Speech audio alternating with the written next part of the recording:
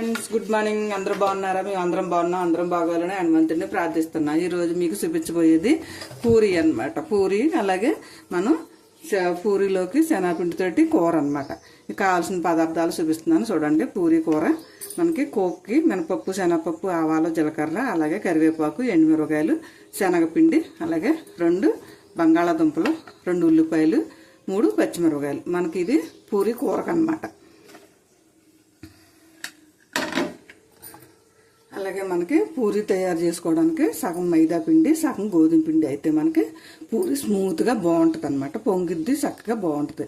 మనకి ఇందులో కొద్దిగా సాల్ట్ వేసుకుని కలుపుకుంటే చక్కగా బాగుంటుంది. అలాగే ఒక చిన్న స్పూను పంచదార కూడా వేసుకుని కలుపుకుందాం. పొంగడల్లా పొంగుతాయి అనమాట. ఓకేనండి. పిండి కూడా కలుపుకుండే విధానం కూడా చూపిస్తాను చూడండి. ఇదంతా కలిపిక ఫ్రెండ్స్, మనం దానికి తగినంత సాల్ట్, అలాగే మనకి ఒక 1/2 స్పూను పంచదార, మనకి పూరి పొంగుతుంది అనమాట. మనం ఇవన్నీ మొత్తం అలా కలిపేసుకుని చక్కగా 1 స్పూను ఆయిల్ కూడా వేసుకుందాం. మనం పిండి స్మూత్గా ఉండడానికి కొంచెం నూనె వేసుకుని కలుపుకుందాం.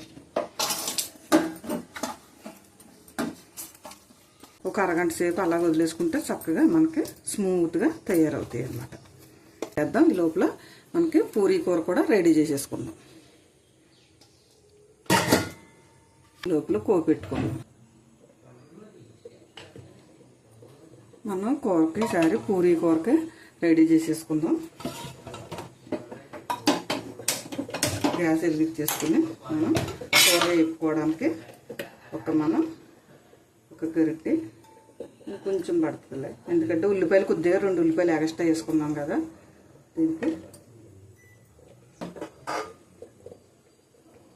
మనం ఉల్లిపాయలు పూరీ కూరకి ఇలా పొడవుగా చీరికల కింద అయితే కోసుకోవాలన్నమాట. ఇలాగైతే బాగుంటుంది మనకి పూరీ కూరలోకి. చక్కగా మనం మినపప్పు, శనగపప్పు, ఆవాలు, జీలకర్ర ముందే వేసేసుకుందాం.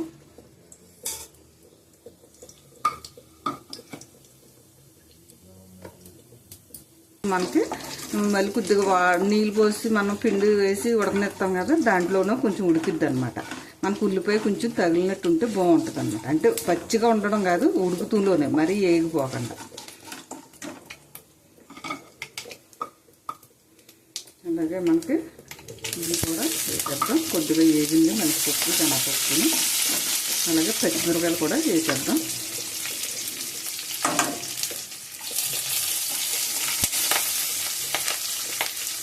మనం పచ్చిమిరపకాయలు వేసినప్పుడు ఎప్పుడూ కూడా కొద్దిగా మూత దగ్గర పెట్టుకుని కొద్దిగా 1 నిమిషం అలా మూత పెట్టుకోవాలి. ఎందుకంటే అందులో గింజలు నూనెకి టపటపమంట పేలు ముఖం మీద పడతాయి అన్నమాట.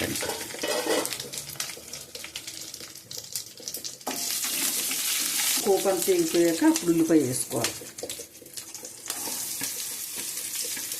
మనకి పూరీ కూరలోకి ఉల్లిపాయ కొంచెం ఎక్కువ ఉంటేనే బాగుంటుంది.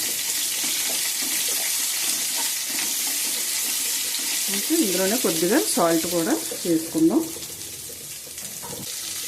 సాల్ట్ మనం ఉల్లిపాయ చక్కగా వేగటానికి వేసుకుని 1 నిమిషం అలాగా మూత పెట్టి ఉంచుతాం. 1 నిమిషం మూత పెట్టి ఉంచుతాం. ఈ లోపల మనం బంగాళదుంపలు పొయ్యి మీద వేసాం కదా, అవి కూడా ఉడుకు కూడా వచ్చేస్తుంది, కాలిపోతున్నాయి. ఇవి మనం కూడా తీసేసుకుని నీళ్ళు వంపేసి ఇవి కూడా ఒలిచేసుకుని ముక్కలు కట్ చేసుకుని ఉంచుకుందాం. ఉల్లిపాయలు ఒకసారి కలుపుకుందాం. స్లోగా పెట్టి కొద్దిగా మగ్గనిద్దాం. దీంట్లో దుంపలు కూడా నీళ్లు వంచేసుకుని తెచ్చుకుందాం. మనకి ఉల్లిపాయ అయితే వేగిపోయింది. మనం ఇందులోనే కొద్దిగా పసుపు కూడా వేసుకుని ఒక వేపు వేపుతాం. ఎందుకంటే నూనెలో వేసి వేపేసుకుంటే మనకి పసుపు వాసన రాకుండా బాగుంటుంది అన్నమాట.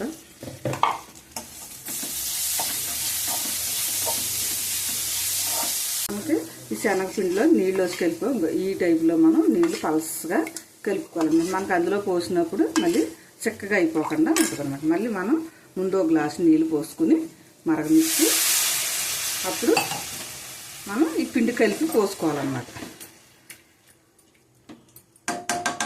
ఈ లోపల మరగనిద్దాం. ఈ లోపల మనం బంగాళదుంపలు కూడా ఉన్నాయి కదా, అవి కూడా వేసుకుందాం. అన్నిటికి బాగుంటలేదండి, నాకైతే ఇదైతే బాగుంటుంది. మీరు కూడా ఇలాంటిది ఉపయోగించుకుంటారని చెప్తున్నా. మనకి ఇలాంటి స్మూత్గా ఉన్నాయి అయితే ఓకే, ఇలా స్మూత్గా ఉన్నాయి అయితే బాగా తింటాయి.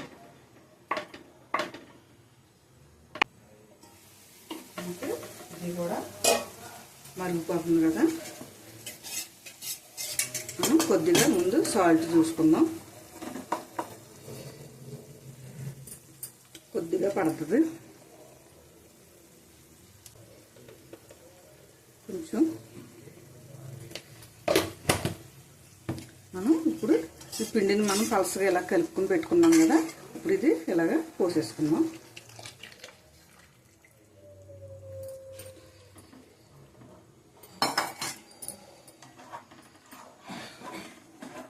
చక్కగా మనకి కొద్దిగా దగ్గర పడే వరకు కొంచెం ఇలా కలుపుకుంటూ ఉండాలి, ఎందుకంటే ఉండగట్టేస్తుంది అనమాట. లేకపోతే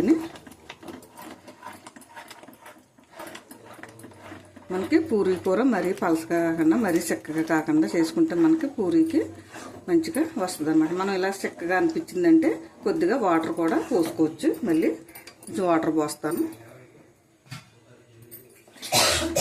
ఎందుకంటే శనగపిండి కూడా ఒక నిమిషం ఉడకాలి కదా. కొద్దిగా వాటర్ కూడా నేను పోసాను. మనకి చిక్కగా కావాలితే చిక్కగా, పలసగా కావాలితే పలసగా మనకి ఇష్టమైనట్టు చేసుకోవచ్చు. కానీ పూరి నంచుకుని తినేటప్పుడు పూరికి రావాలి. అందులో చల్లారిపోతే మరి శనగపిండి కాబట్టి గట్టిగా అయిపోద్ది అనమాట. ఇది ఎక్కువసేపు ఏమి ఉడకక్కర్లేదండి, కొద్దిగా పచ్చివాసన పోయేదాకా ఉడకనిస్తే సరిపోద్ది. ఎందుకంటే ఉల్లిపాయ గట్టనే మనకి ఎలాగా ఆల్రెడీ మగ్గిపోయి కాబట్టి ఇంకా కొద్దిగా మనకి వాటర్ పడుతుంది. కొన్ని వాటర్ వేస్తున్నాను. ఇందులోనే మనం ఈ బంగాళదుంపలు కూడా ముక్కలు కట్ చేసి పెట్టుకున్నాం కదా, ఇవి కూడా వేసేసుకుందాం. ఎందుకంటే ఈ దుంపలు కూడా మనకి ఉడికిపోయినాయి కదా, ఉడికిపోయి ఉన్నాయి కాబట్టి మనకి ఇవి కూడా ఎక్కువ ఉడకక్కర్లేదు. ఒక్క నిమిషం అలా మూత పెట్టేసి ఉంచేసి దింపేసుకుందాం. లాస్ట్లో కొద్దిగా మనకు కావాలితే నిమ్మరసం కూడా పిండుకోవచ్చు అనమాట. లేదంటే ఒకవేళ నిమ్మరసం వద్దనుకుంటే అలాగే వదిలేసుకోవచ్చు. ఈసారి మనం పూరికి కూడా రెడీ చేసేసుకుందాం. ఇది మనకి కూర అయితే చక్కగా రెడీ అయిపోయింది. ఇంకా మనం చూసారా కూర మనం ఈ టైప్లో దింపేసుకుంటే కొంచెం చల్లారిదప్పటికి మనకి మరీ బాగా దగ్గరికి వచ్చారు. దీనికి చాలు దింపేసుకుందాం. మరీ ఎక్కువ ఉడికిపోతే దగ్గరికి వచ్చేస్తుంది అనమాట. కట్టేస్తున్నాను, ఇంకా కట్టేసి పక్కన పెట్టేసుకుని మనం పూరికి కూడా రెడీ చేసేసుకుందాం. నేను ఆల్రెడీ మూకుడు గ్యాస్ మీద పెట్టేసాను, యువతల పొయ్యి మీద మార్చుకుందాం. మనం పూరి చేసుకునేటప్పుడు మనం కొంచెం ఇలా పిండి వేసుకుని చక్కగా కనీసం ఈ మాత్రం ఉండన్నా ఉండాలన్నమాట. మనం ఇందులో సగం చేసుకుని పెద్దది చేసేస్తే పలసగానే బీస్గా వచ్చేస్తుంది అనమాట.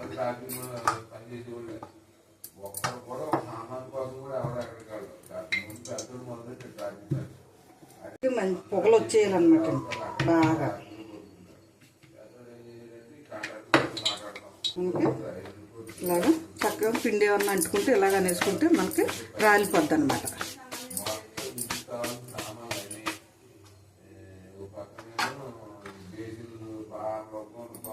మళ్ళీ ఇంకోటి కూడా చేసేసుకుని మనం ఏంటంటే ఒకటి వేసేదాకా ఒకటి కొంచెం గ్యాప్ ఇవ్వాలన్నమాట. నూనె కొంచెం బాగా కాగనివ్వాలి. మళ్ళీ ఎంటెంటని వేసేస్తే ఎర్రగా కాలో బిరుసుగా అయిపోతాయి. అలాగే మనకి పొంగవు అన్నమాట.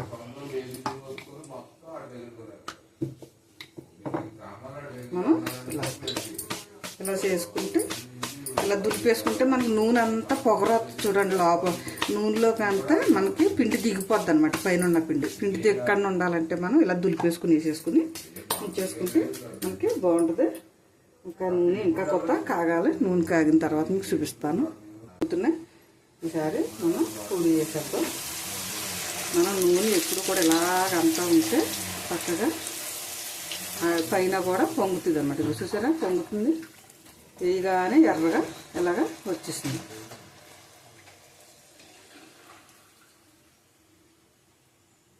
మనకి నూనె పొగలు రావాలన్నమాట. మళ్ళీ ఇప్పుడు మనం దీనికి కొంచెం గ్యాప్ ఇచ్చి మళ్ళీ నూనె కొత్త కాగనివ్వాలి.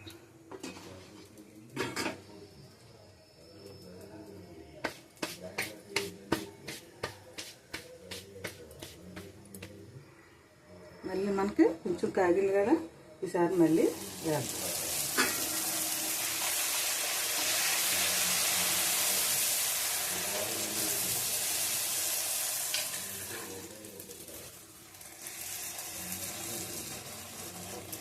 మనం ఇలా వేయగానే వేగిపోవాలన్నమాట. ఎక్కువ టైము నూనెలో వేగనివ్వకూడదు. నూనె బాగా చిలచిలచిలమంట మరిగినట్టు మరుగుతుంటేనే ఇలాగ వేయగానే అలా తెస్తుంటే స్మూత్గా వస్తాయి అన్నమాట. మనం వేసే పిండి కలుపుతూ ఎంత ముక్సుమో అలాగే పూరి కాలుపుతూ కూడా అదే టైప్లో మనం కాల్చాలన్నమాట. మనకి చూసారా పూరీలు, మనకి పూరీ కూర పూరి రెడీ అయిపోయింది. మనకి ఇదిగో చూడండి, మనకి ఇలాగంటే స్మూత్గా వస్తున్నాయంటే మనకి మంచిగా వచ్చినట్టు అనమాట. తిని చూస్తా